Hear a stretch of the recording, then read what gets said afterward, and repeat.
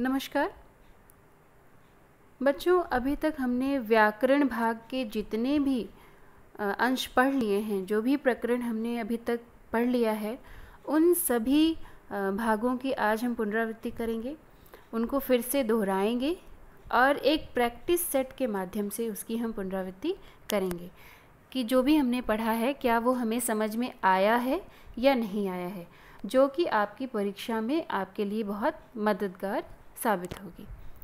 आइए शुरू करते हैं। अभी तक हमने कुछ ये अंश हमने पढ़ लिए हैं, ये प्रकरण जो भी आपके सामने हैं आप देख सकते हैं। हमने पढ़ लिया हिंदी में गिनती 1 से 20 तक, हमने संज्ञा पढ़ ली है, हमने पर्यायवाची शब्द पढ़ लिए हैं, वाक्य पढ़ लिए हैं और शब्द रचना हमने पढ़ ली है। तो ये जो अंश हैं इनको हम आज दोहराएंगे और आप हमारे साथ साथ पढ़ेंगे, समझेंगे और हम इसमें ये भी देखेंगे कि किस तरह से हम ऑब्जेक्टिव जो क्वेश्चंस होते हैं, जो बहुविकल्पी प्रश्न होते हैं, उसको हमें कितनी सावधानी से, कितनी समझदारी से उसको हमको हल करना होता है, ये भी हम यहाँ पर साथ साथ सीखेंगे।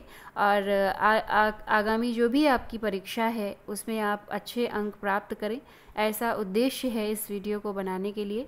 और ये है सभी बच्चों के लिए बहुत लाभप्रद और लाभदायक साबित होगी। तो आइए शुरू करते हैं।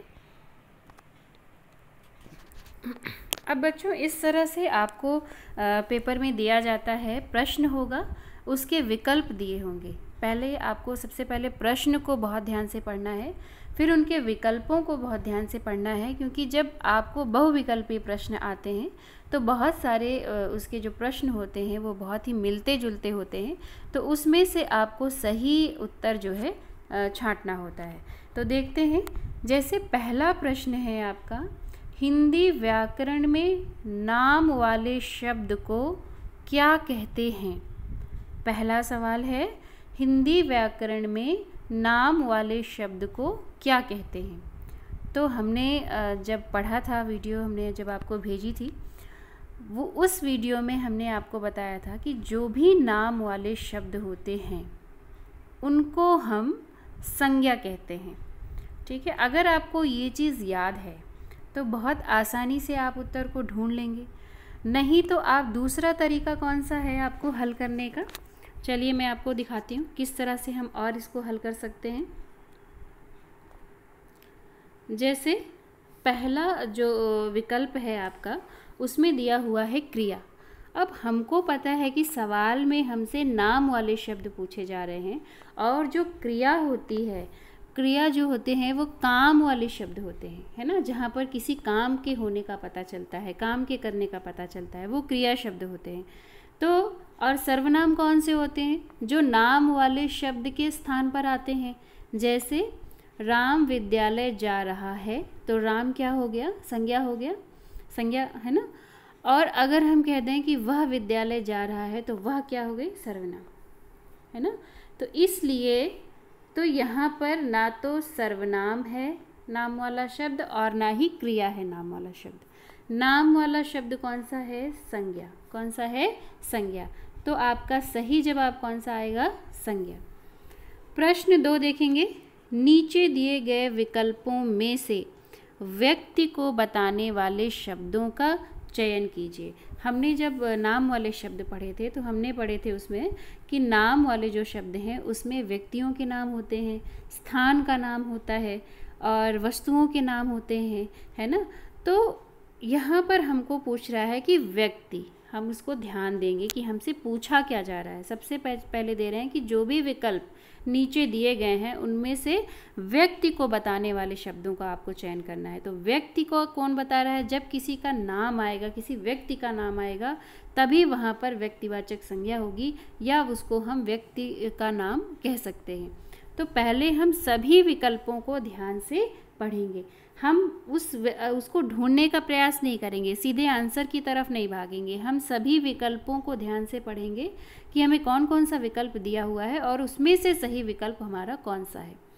तो पहला जो विकल्प है वो है राघव, दूसरा है पर्स और तीसरा है आगरा। तो हमको क्या ढूंढना है, फिर आना है हमें सवाल की तरफ। इस तरह से हम इसको हल करेंगे। फिर सवाल की तरफ आएंगे और देखेंगे कि अच्छा हमें व्यक्ति का नाम ढूंढना है, तो व्यक्ति का नाम कौन सा है इसमें, क्या पर्स है, हम अपने आप से सवाल करेंगे। पर्स तो नहीं है, व्यक्ति का नाम तो नहीं है पर्स। आगरा है, वो तो स्थान का नाम है। और राघव जो है वो किसी व्यक्ति का नाम लग रहा है, इसलिए जो राघव उत्तर है, जो फर्स्ट उत्तर है, वो आपका सही होगा। तीसरा प्रश्न देखते हैं। आता पत्र घर पर। आता पत्र, आता है पत्र घर पर, ये कैसा वाक्य है, सही है या गलत है। आता पत्र घर पर, यह वाक्य जो है वो सही नहीं है, क्योंकि इसमें कर्ता, कर्म और क्रिया, इसका जो एक निश्चित स्थान होता है, जो एक लिखने का सही तरीका होता है, उस तरह से ये नहीं लिखा हुआ है और इस वाक्य का कोई अर्थ नहीं निकल रहा है। इसलिए हम कह सकते हैं कि यह जो वाक्य है वो सही नहीं है।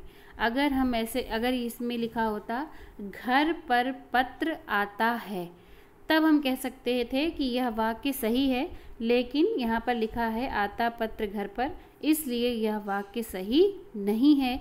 तो हम किस पर लगाएंगे, गलत पर टिक करेंगे, यानी यह वाक्य जो है वो गलत है। ठीक है बच्चों, आगे देखते हैं। लाबगु कैसा शब्द है, लाबगु कैसा शब्द है। अब हमने पहले पढ़ा है, जब हमने शब्द पढ़ा तभी हमने पढ़ा कि शब्द जो हैं वो दो तरह के होते हैं, एक सार्थक और एक निरर्थक, है ना। सार्थक वो शब्द होते हैं जिसका कोई अर्थ होता है।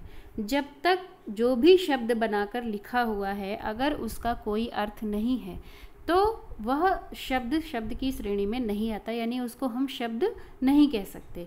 तो लाबग जो शब्द है, इसका कोई अर्थ आपको लग रहा है, इसका कोई अर्थ है, इसका कोई भी अर्थ नहीं है। इसलिए अगर ये होता बगुला, तो हम कह सकते थे कि इसका जो है अर्थ होता है, क्योंकि उसका तो अर्थ होता है बगुला का, है ना। लेकिन लाबगु का कोई अर्थ नहीं होता, इसलिए हम गलत पर सही का निशान लगाएंगे, यानी यह जो शब्द है ये गलत है। अब आते हैं क्वेश्चन नंबर 5। अमरूद, केला, आम, अनार क्या है। अब सवाल पढ़ते ही हमें पहले ऑप्शन पढ़ने हैं सारे जो भी हमें दिए हुए हैं, फल है या फूल है। तो हमें पता है कि अमरूद जो है, केला, आम, अनार, हमने फलों के नाम पढ़े हैं, तो ये क्या हैं, फल हैं। तो हम फल पर टिक करेंगे, क्योंकि फल जो आंसर है वो सही है। प्रश्न नंबर 6 देखेंगे। भारी का विलोम शब्द क्या है, भारी। अब जिसका वज़न जो है वो ज़्यादा होता है।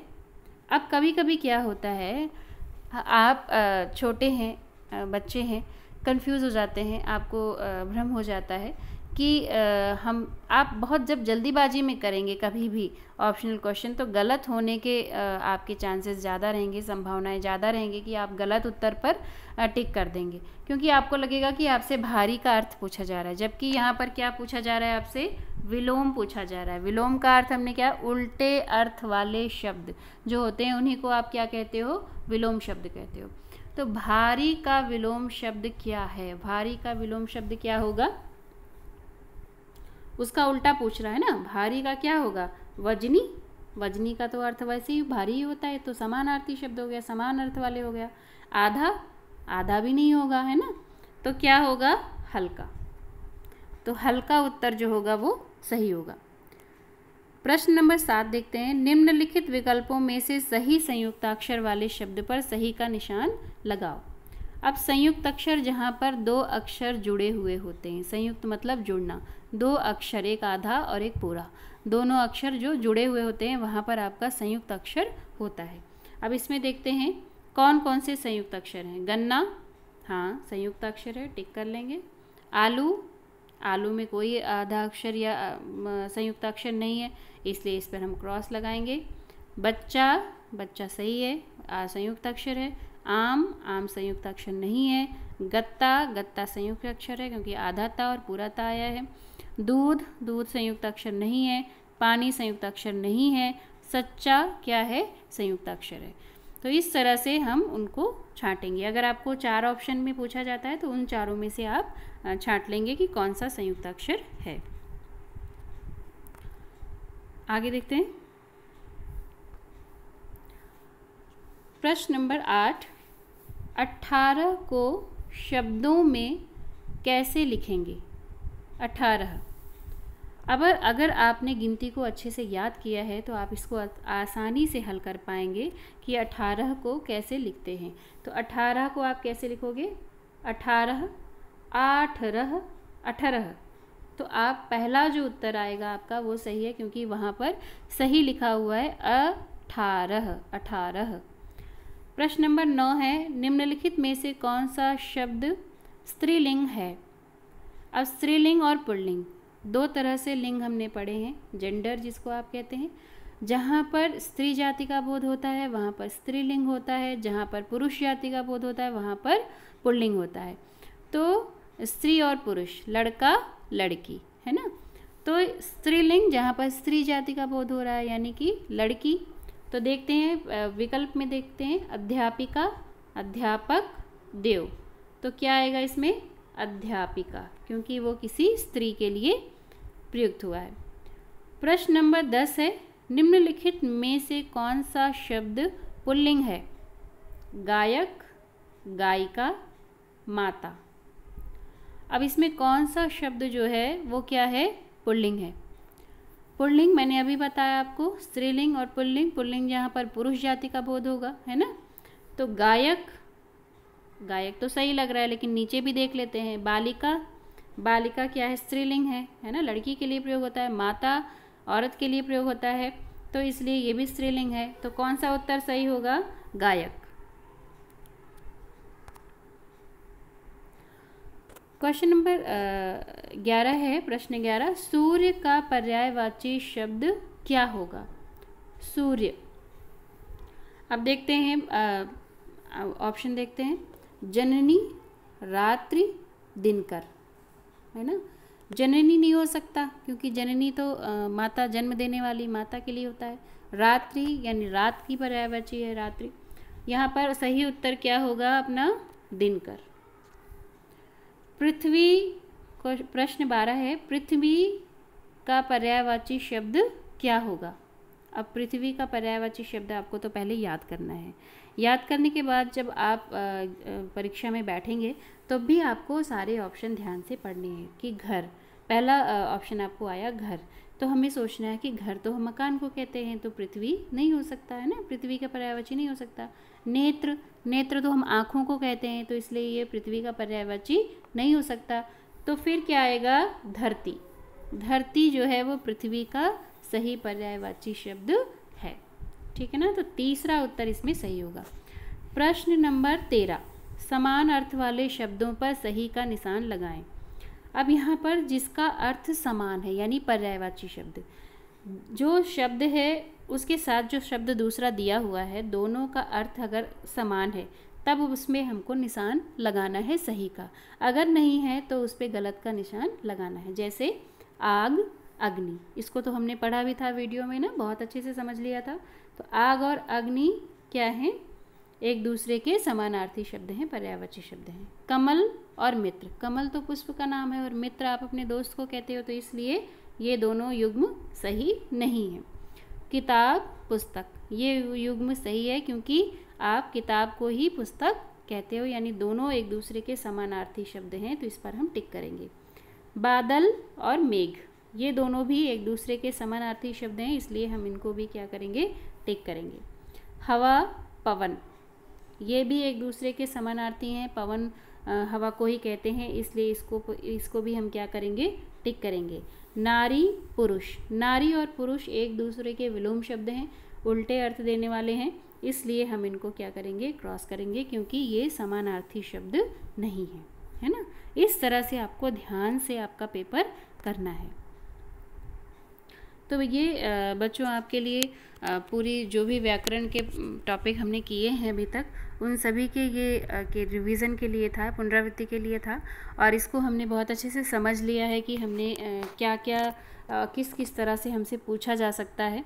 हमें पूरा पाठ तैयार करना है और इस वीडियो को ध्यान से देखना है कि हमें कैसे प्रश्न पत्र में ध्यान से अपने प्रश्न पत्र को करना है। तो मैं आशा करती हूँ आपको ये प्रकरण बहुत अच्छे से समझ में आया होगा और इसी तरह से आप अपनी पुनरावृत्ति करेंगे और अपनी परीक्षा में, आगामी परीक्षा में अच्छे अंक प्राप्त करेंगे। धन्यवाद।